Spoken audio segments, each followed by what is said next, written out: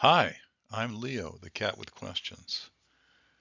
Wow, I certainly have a lot of questions about the book of Revelation, but recently I was thinking about this one passage that's almost at the end, just before the end of the book of Revelation.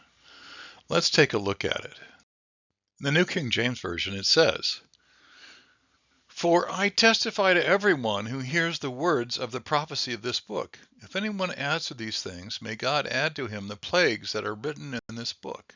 And if anyone takes away from the words of the book of this prophecy, may God take away his part from the book of life, from the holy city, and from the things which are written in this book." Wow, I just realized that this is an indication that John was concerned that someone was going to change his writings. And so here he puts in this warning that if anyone does do that, there are going to be consequences. John's concern about the possibility that his writings might be modified in the future brings up the whole idea of inerrancy of Scripture.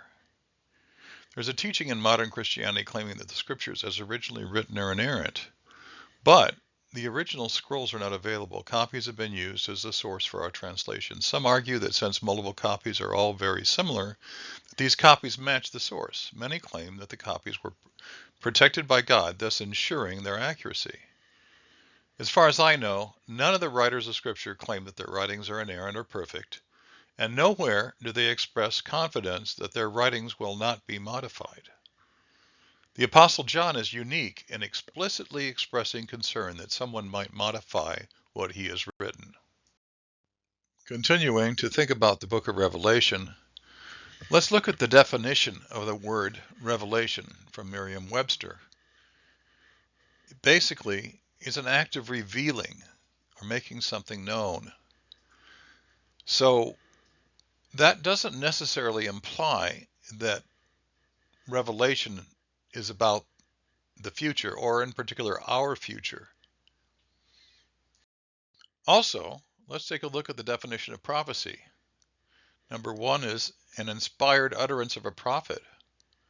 Number two is the function or vocation of a prophet. Number three is a prediction of something to come. So prophecy doesn't necessarily imply that the writer is predicting something in the future. Here are my questions.